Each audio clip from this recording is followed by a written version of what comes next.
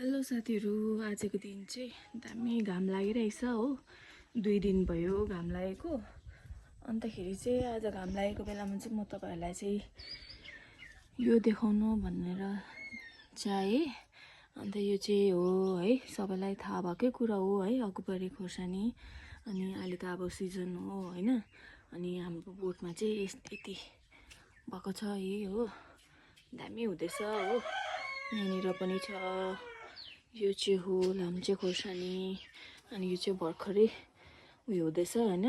अन्त मैले चाहिँ यो भिडियो मार्फत नै मैले देखेको हो। अन्त यहाँ टुप्पो चुडाउनु पर्छ अरे, अन्त यस्तो पत्ताहरू सबै चुडाउनु पर्छ अरे भनेर चाहिँ भिडियो हाल्नु भएको थियो हो। अनि त्यही भएर चाहिँ मैले पनि उसको थ्रुबाट मैले नै यो सिकेर चाहिँ मैले यसरी टुप्पो चुडाएको छु हो। अस्ति पनि चुडाएको थिएँ, चुडाएर चाहिँ यस्तो भएको छ, यसरी आगा बिगा आउँदो रहेछ हो, थुप्रै आउँदो रहेछ। अनि त्यही भएर चाहिँ अहिले चाहिँ यतिको छ हैन, पछि चाहिँ यस्तो हुँदो रहेछ हैन। सो तपाईहरु पनि छिटो छिटो घरमा हैन, तपाईहरुले पनि गर्नुभएको छ, कतिजनाले चाहिँ जानेको हुँदैन हैन। अनि त्यही भएर तपाईहरु पनि घरमा डल्ले खोर्सानी रोप्नु भएको छ भने चाहिँ यसरी टुप्पो चुडाइदिनुहोस् है। अनि यस्तो यो पत्ताहरू पनि सबै उयो गरिदिनुहोस्, 1-2 वटा मात्रै राख्नुहोस् हैन।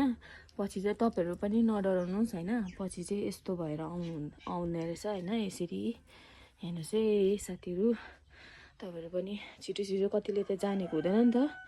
अनि मैले पनि भिडियो मार्फतै सिकेको हो, यस्तो हुँदो रहेछ। सो अहिले चाहिँ हाम्रो डल्ले खोर्सानी चाहिँ यति छ हो। अनि आज चाहिँ दामी दिन भएकोले गर्दाखेरि चाहिँ मैले आज तपाईहरुलाई हाम्रो बारी पनि देखाउन चाहे। आमाले चाहिँ पुरा झारहरू, पानी परेकोले गर्दा झारहरू पुरा भएको थियो। अनि आमाले चाहिँ सबै यहाँनिर चाहिँ उयो गर्नुभएको छ हो, सफा गरेर चाहिँ यहाँ झारहरू सबै गोड्नु भएर चाहिँ अलिक सफा पनि भएको छ। अनि यो चाहिँ हो हाम्रो मकै है, अस्ति रोपेको, यत्रो लामो लामो भइसकेको छ। अनि यस्तो पनि मकैको उयो पनि आउनु थालिसकेको छ हो। दिन चाहिँ दामी भयो, अनि फेरि क्लियर आउँछ नि त हो भिडियो गऱ्यो भने चाहिँ यति बेला। अन्त कहिलेदेखि मैले बारीको भिडियो बनाऊँ भनेर सोचिरहेको थिएँ हो। आज चाहिँ बल्ल बल्ल दामी दिन भएकोले गर्दाखेरि चाहिँ आज मैले तपाईहरुलाई देखाउन चाहे। अन्त यो चाहिँ हो इस्कुस है।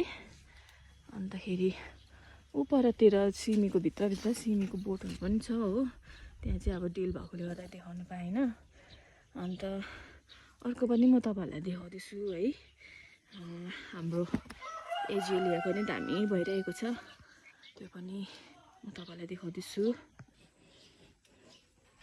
हेर्नुहोस्, यो चाहिँ हो एजिलिया है, तपाईहरुलाई सबैजनालाई थाहा भएकै कुरो हो है।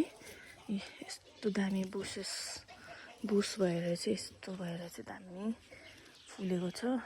मलाई चाहिँ अहिलेखेरि चाहिँ यस्तै फुलहरू, एजिलिया फुल नै मन पर्न थालेको छ हो। किनभने चाहिँ अब यस्तो दामी फुल चाहिँ हेर्नु न, फुल्ने बेलामा चाहिँ दामी दामी। अस्तितिर झन् तपाईहरुलाई देखाउन पाएन है, दामी दामी फुलेको थियो यहाँनिर, दामी सबै भेराइटिज छ कलरहरू। म चाहिँ परतिर पनि छ, योहरू चाहिँ सबै फुलिसकेको हो। अनि त्यही हो है। त्यही उपरतिर पनि मकैकै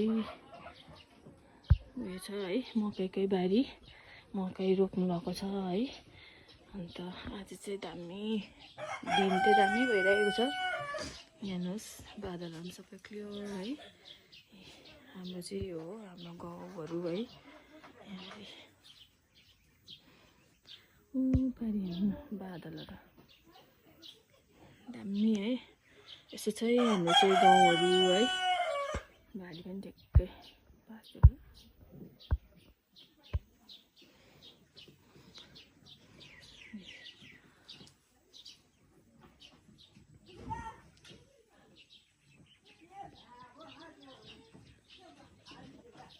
दामी दिन भइरहेको छ है।